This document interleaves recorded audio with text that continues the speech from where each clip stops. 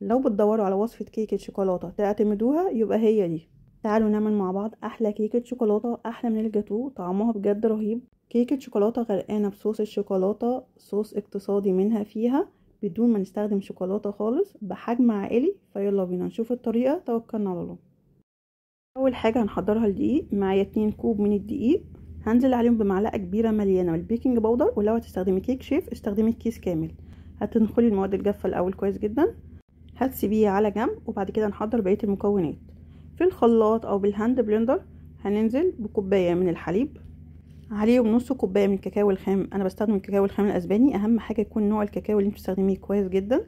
هنزل عليهم كوباية من الزيت، معلقة صغيرة من القهوة سريعة الذوبان، معلقة صغيرة من الفانيليا. هتضربيهم في الخلاط او بالهاند بلندر ضربة بسيطة خالص، مجرد المكونات تمتزج مع بعض. بعد كده هنزل عليهم بكوب من السكر، وهنزل بيه بالتدريج. كان ممكن انزل بالسكر من الاول مع بقيه المكونات، بس السكر اللي انا استخدمته حبيباته كبيره شويه، وحبيت انزل بيه بالتدريج علشان اتاكد ان هو ضرب كويس وتجانس مع بقيه الخليط.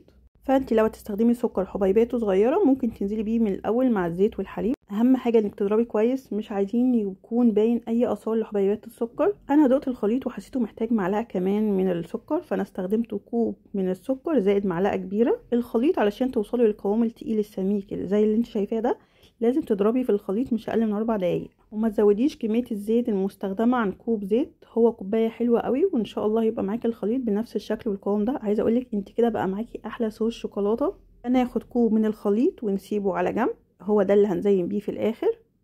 وبقيه الخليط هنزل عليه ب2 بيضه بدرجه حراره الغرفه، معلقه كبيره من الخل، معلقه كبيره من الفانيليا، رشه بسيطه من الملح. بعد كده هتكملي ضرب بالهاند بلندر لحد ما البيض يمتزج مع بقيه المكونات. بعد كده هتنزلي عليهم بالدقيق. يفضل انت تنزلي بالدقيق بالتدريج، الخطوه دي بتساعد ان الدقيق يمتزج كويس مع الخليط.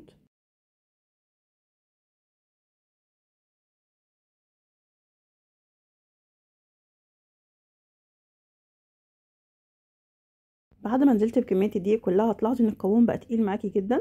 هتكوني محضره من ربع كوبايه نص كوب ميه مغليه. نزلت الاول بربع كوبايه من الميه المغليه وقلبتها كويس مع الخليط. لو حسيتي ان القوام لسه تقيل معاكي هتنزلي بمعلقتين كبار من الميه.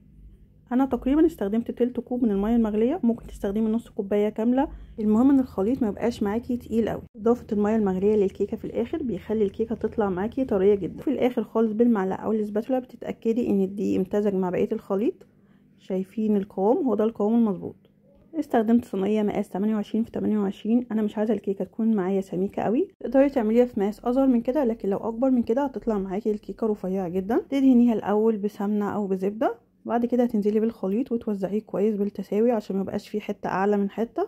عايزه اقول لكم ان قوام الكيكه برده كان تقيل معايا شويه، يعني كان ممكن انزل بالنص كوب الميه المغليه كلها، ما انزلش بتلت كوب بس. اهم حاجه زي ما قلت لك حاولي توزعيه كويس جدا في الصينيه.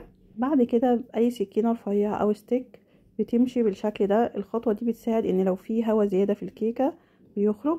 واخر حاجه بتخبطيها خبطتين بالشكل ده.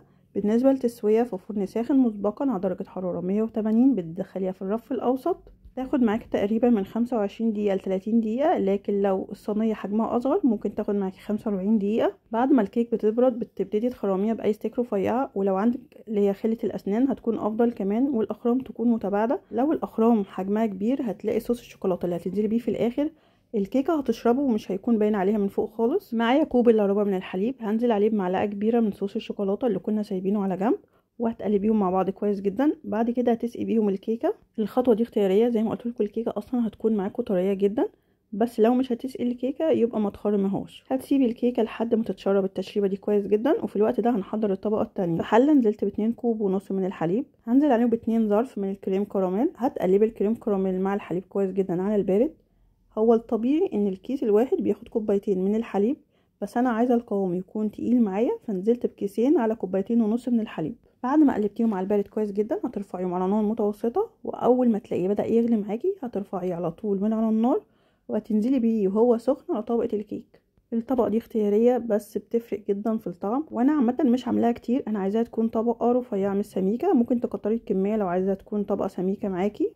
هتسيبيها لحد ما تبرد تماما. هي مش هتاخد وقت معاكي لان زي ما قلت لك هي طبقه رفيعه، فتلاقيها بردت وتماسكت بسرعه. بعد كده هتنزلي عليها بصوص الشوكولاته. ولو حسيتي ان الصوص معاكي تقيل قوي ممكن تخففيه بمعلقه كبيره من الحليب علشان يبقى سهل عليكي توزعيه فوق طبقه الكريم كراميل.